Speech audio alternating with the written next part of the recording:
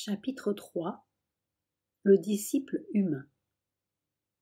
Tel est donc le divin instructeur de la Gita, l'éternel avatar, le divin qui est descendu dans la conscience humaine, le Seigneur qui se tient au cœur de tous les êtres, celui qui conduit, caché derrière le voile, toutes nos pensées, nos actions et les aspirations de notre cœur, de même qu'il dirige, caché derrière le voile des formes, des forces et des tendances visibles ou sensibles, la grande action universelle du monde qu'il a manifestée dans son propre être.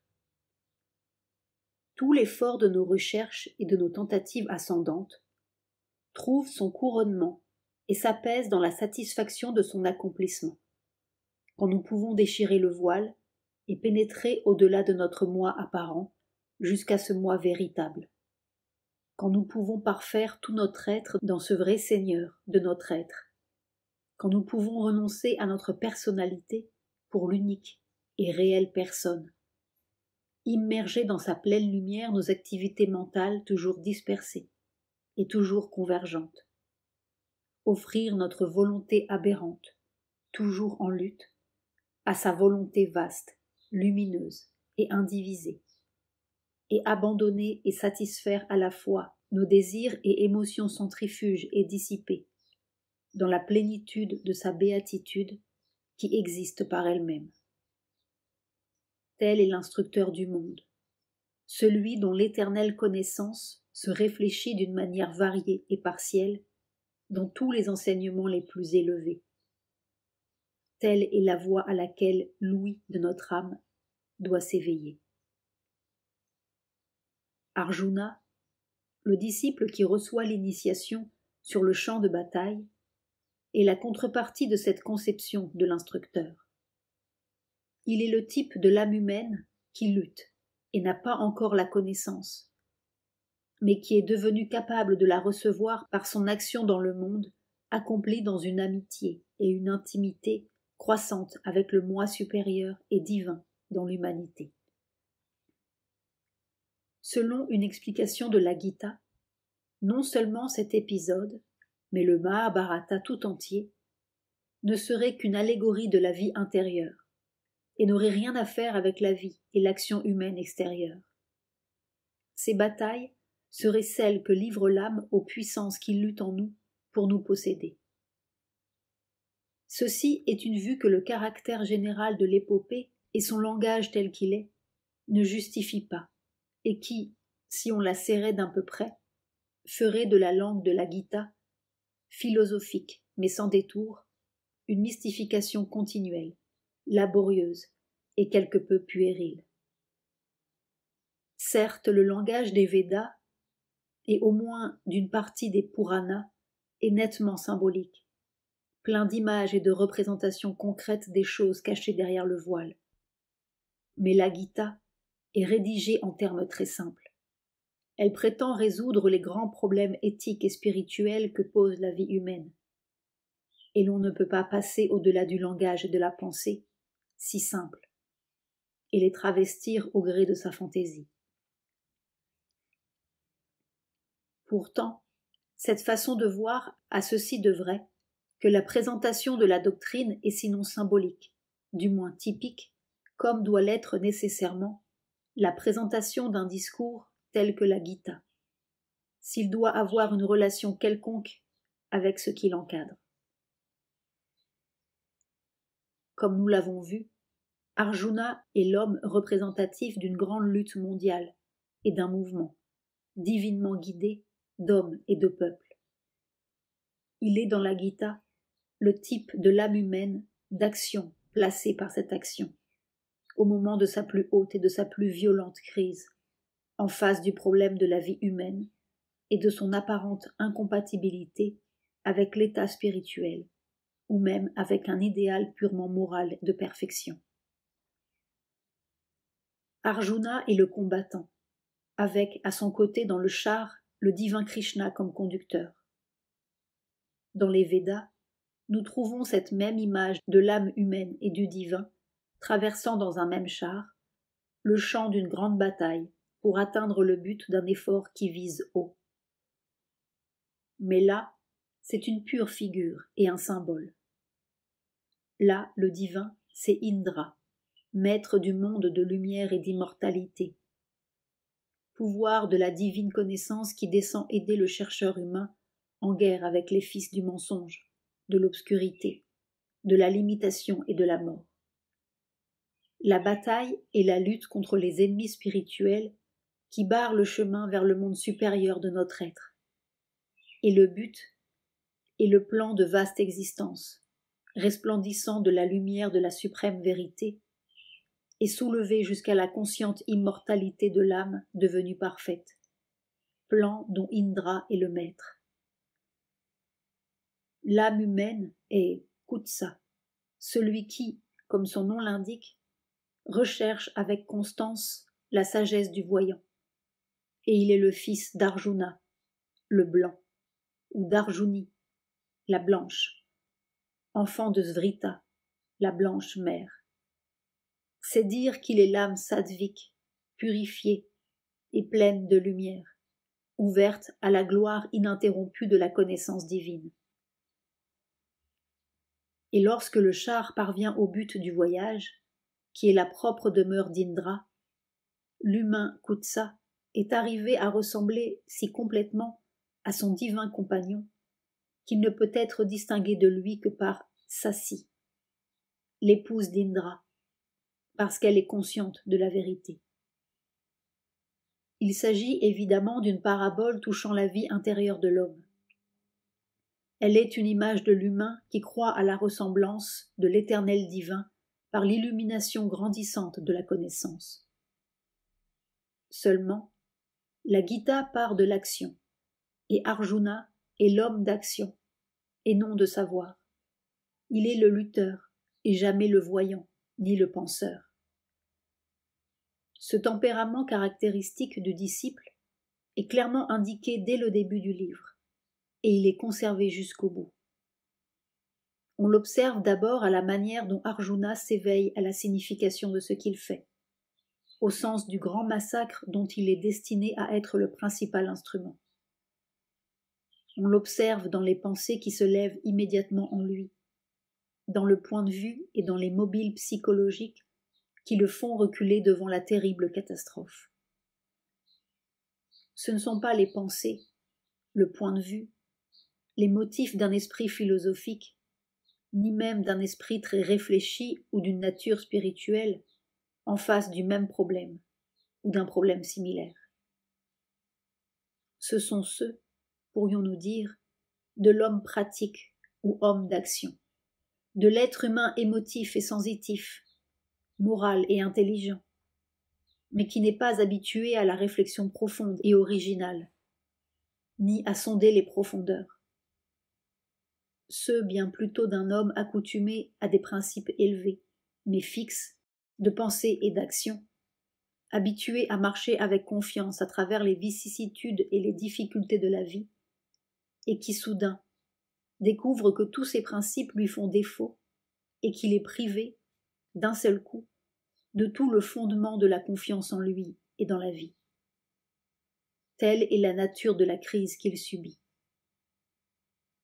Arjuna est, dans le langage de la Gita, un homme soumis à l'action des trois gunas, ou modes de la nature force, et habitué à se mouvoir dans ce domaine, comme la généralité des hommes, sans se poser de questions.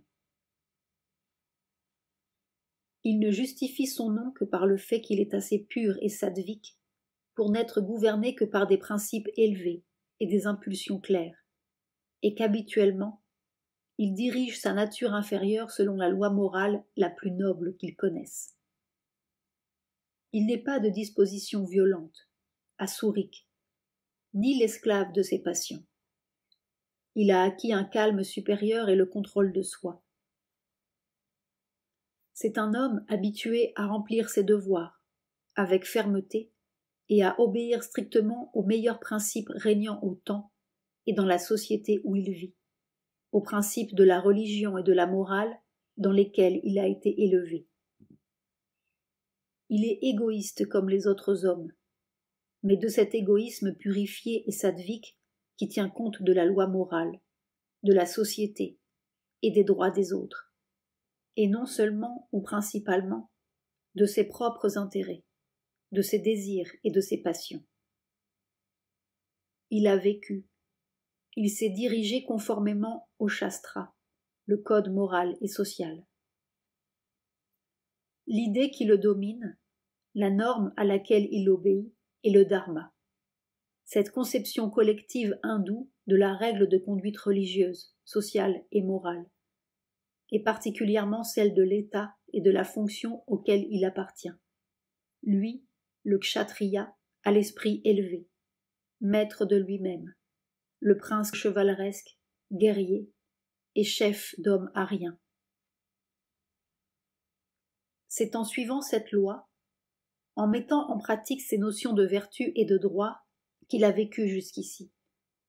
Et il découvre soudain qu'elles l'ont amené à devenir le protagoniste d'un massacre terrifiant et inouï, d'une monstrueuse guerre civile qui embrase toutes les nations aryennes civilisées, doit entraîner la complète destruction de la fleur de leur virilité et menace de chaos et de ruine toute leur civilisation. Il est encore typique de l'homme d'action, que ce soit par ses sensations qu'il s'éveille à la signification de son action. Il a demandé à son ami, le conducteur du char, de le mener entre les deux armées, sans y être poussé par une idée plus profonde que l'intention fière de voir et de regarder face à face ces 1000 champions de l'injustice, qu'il a pour mission de rencontrer, de vaincre et de détruire, dans cette fête du combat, afin que la justice puisse prévaloir. C'est en les considérant que la révélation lui vient du sens d'une guerre civile et domestique, d'une guerre où non seulement les hommes de la même race, de la même nation, du même clan, mais de la même famille et du même foyer, combattent dans les camps opposés.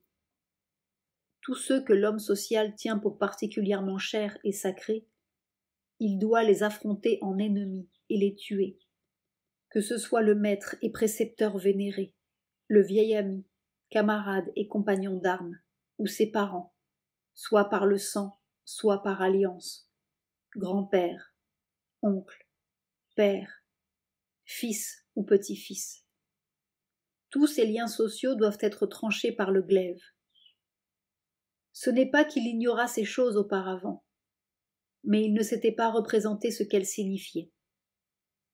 Il ne les avait ni profondément méditées, ni éprouvées dans son cœur, au centre de son être, obsédé qu'il était par l'idée de ses droits et des torts subis, par les principes de sa vie, la lutte pour le droit, le devoir d'un kshatriya de protéger la justice et la loi, et de combattre à mort la violence injuste. Et maintenant que cette vision lui est découverte par le divin conducteur, elle est placée d'une manière si sensationnelle devant ses yeux, elle pénètre en lui comme un coup de poignard, porté au centre même de son être vital, émotif et sensitif. Le premier effet en est une violente crise de l'âme et du corps, qui entraîne le dégoût de l'action et de ses mobiles matériels, et de la vie elle-même. Arjuna repousse le but de vie que poursuit l'humanité égoïste, le bonheur et la jouissance. Il repousse le but de vie de Kshatriya, la victoire, l'autorité, la puissance et le gouvernement des hommes. Qu'est-ce, après tout, que la lutte pour la justice, quand elle est réduite à son expression pratique, si ce n'est simplement la lutte pour ses intérêts propres, ceux de ses frères et de son parti, ou pour la possession, la jouissance et le pouvoir. Mais à ce prix, ces biens ne valent pas qu'on s'en empare, car en eux-mêmes, ils sont sans valeur. Ils n'en ont que comme moyen du juste maintien de la vie sociale et nationale, et c'est précisément cet objet-là qu'il va détruire en détruisant sa famille et sa race. Puis vient le cri de l'émotion. Voici ceux qui rendent la vie et le bonheur désirables, nos proches. Qui donc consentirait à les mettre à mort, fût-ce pour la terre entière, fût-ce même pour le royaume des trois mondes? Quel plaisir peut-il y avoir dans la vie? Quel bonheur, quelle satisfaction en soi-même après une telle action? Toute l'affaire n'est qu'un affreux péché, car maintenant, le sens moral s'éveille pour justifier la révolte des sens et du cœur. C'est un péché. Il n'y a ni droit, ni justice dans l'extermination réciproque, surtout lorsque ceux qui doivent être massacrés sont les objets naturels du respect et de l'amour, lorsque la vie sans eux n'est plus digne d'être vécue. Violer ces sentiments sacrés ne peut être vertu, mais crime odieux. Il est entendu que l'offense, l'agression, le premier péché, les crimes d'avidité et de passion égoïste qui ont poussé les choses jusqu'à ce point, vinrent de nos adversaires. Et pourtant, la résistance armée contre le mal serait elle-même, dans ces circonstances, un péché et un crime pire que le leur, parce qu'ils sont aveuglés par la passion et inconscients de leur faute. Tandis que de ce côté-ci, le péché serait commis avec un clair sentiment de culpabilité. Et dans quel but? Pour le maintien de la morale familiale, de la loi sociale et de la loi de la nation? Mais non, puisque ce sont justement ces valeurs qui seraient ruinées par la guerre civile, puisque la famille elle-même serait annihilée, puisque serait engendrée la corruption de la morale et l'impureté de la race, puisque seraient détruites les lois éternelles de la race et la loi morale de la famille. La ruine de la race et l'effondrement de ses antiques traditions, la dégradation morale et l'enfer pour les auteurs d'un pareil crime, tels sont les seuls résultats pratiques possibles de cette monstrueuse guerre civile. C'est pourquoi, s'écrie Arjuna, en jetant loin de lui l'arc divin et le carquois inépuisable qui lui ont été donnés par les dieux en vue de cette heure terrible.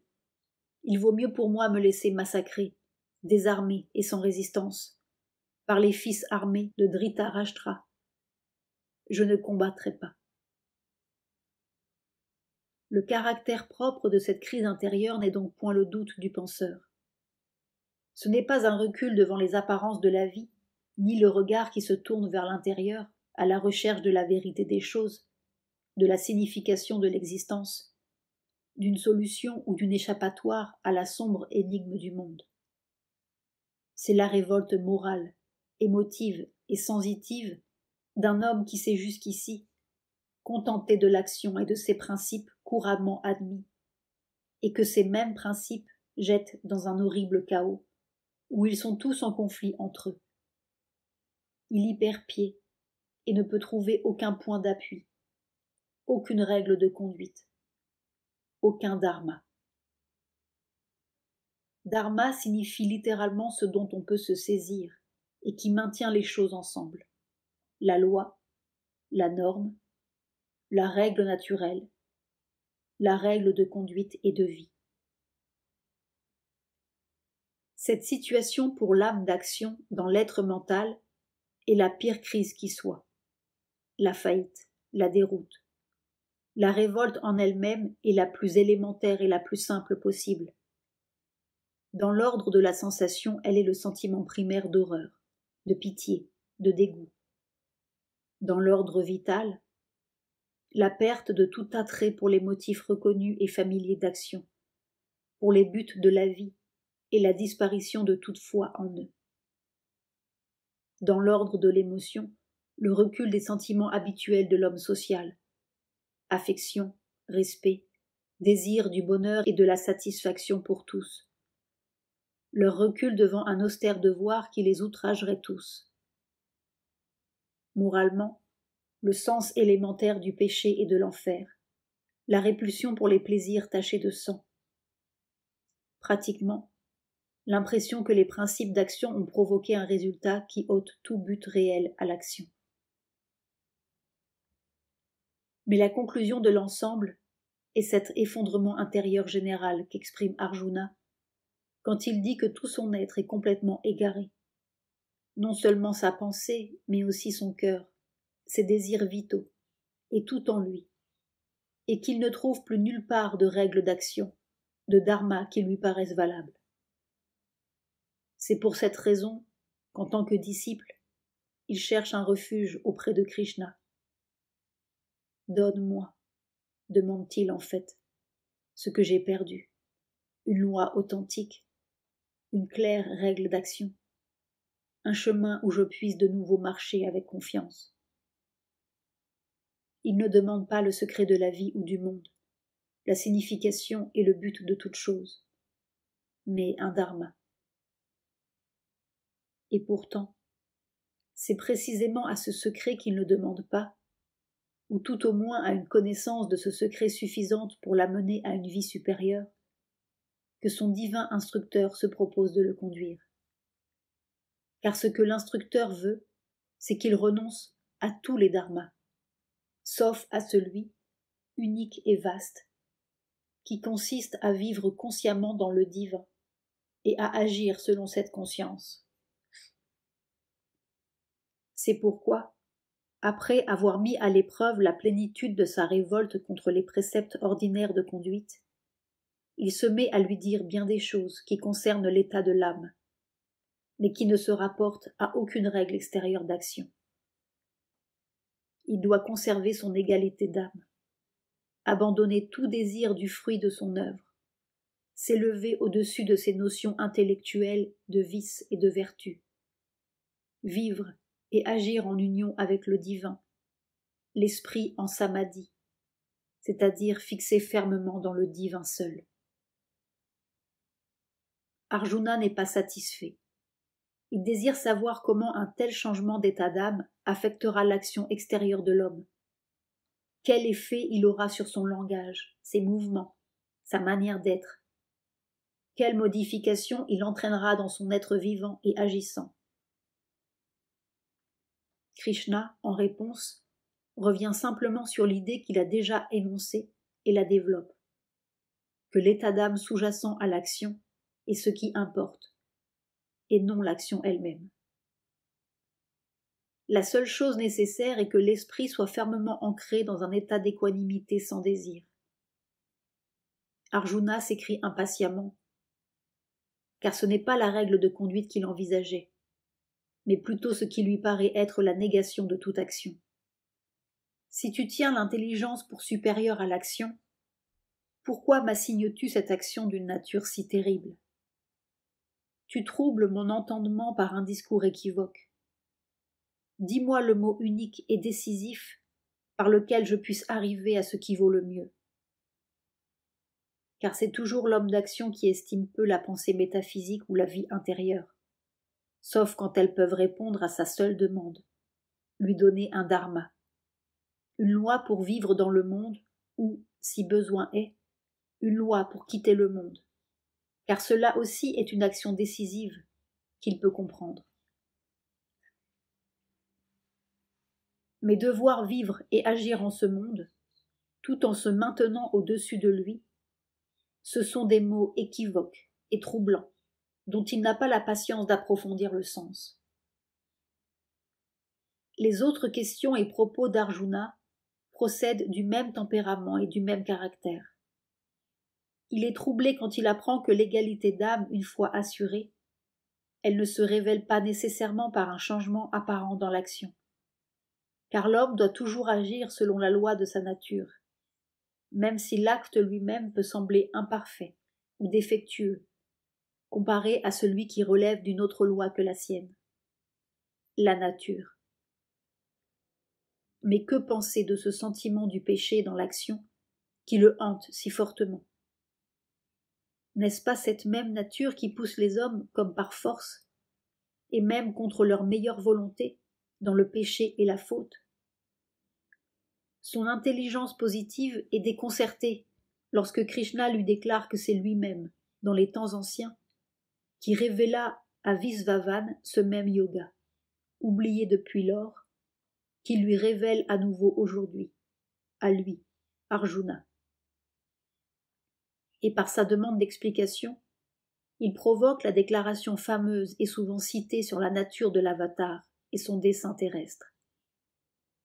Il est encore une fois plongé dans la perplexité par les paroles où Krishna poursuit la réconciliation de l'action et de la renonciation à l'action.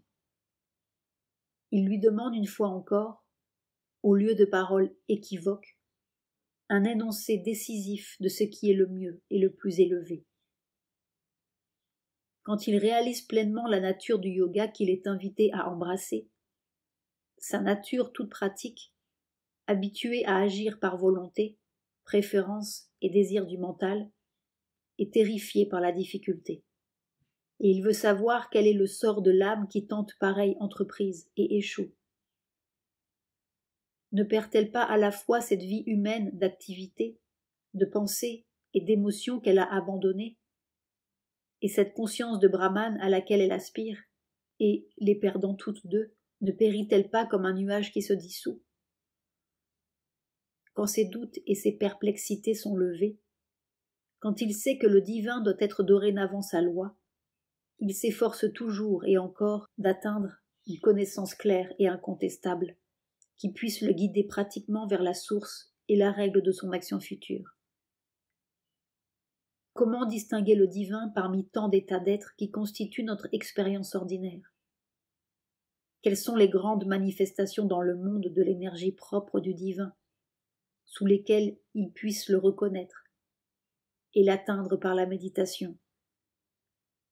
Ne lui est-il pas possible de voir dès maintenant la forme divine et cosmique de cela qui lui parle effectivement à travers le voile du corps et de l'esprit humain? Et ces dernières questions exigent une claire distinction entre le renoncement aux œuvres et ce renoncement plus subtil qu'on lui demande d'adopter, entre Purusha et Prakriti, entre le chant et celui qui connaît le chant, distinction si nécessaire à la pratique de l'action sans désir, sous la seule impulsion de la volonté divine. Il demande finalement un exposé clair des opérations et des résultats pratiques des trois modes de la Prakriti qu'on l'incite à surmonter. C'est à un tel disciple que l'instructeur de la Gita donne son divin enseignement. Il prend ce disciple à un moment de son développement psychologique par l'action égoïste où toutes les valeurs mentales, morales et émotives de la vie ordinaire, égoïste et sociale, se sont effondrées en une ruine soudaine. Et il doit le hausser hors de cette vie inférieure vers un état supérieur de conscience, hors d'un attachement ignorant à l'action vers cela qui surpasse l'action, et goûtant donne naissance et commande à l'action, hors du moi vers le moi, hors de la vie dans un cadre mental, vital et corporel, vers cette nature supérieure, au-delà du mental, qui est la condition du divin. En même temps, il doit donner à son disciple ce qu'il demande, et que son guide intérieur l'incite à chercher.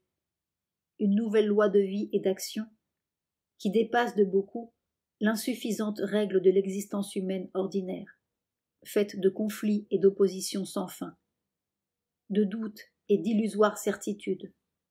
Une loi plus haute par laquelle l'âme soit libérée de tous les liens de l'action et puisse pourtant agir et conquérir avec puissance dans l'immense liberté de son être divin. Car l'action doit être faite, le monde doit accomplir ses cycles, et l'âme de l'homme ne doit pas, par ignorance, se détourner de l'œuvre qu'elle est ici pour accomplir. La ligne entière de l'enseignement de la Gita est déterminée et dirigée, même dans ses plus larges détours, en vue d'atteindre ce triple but.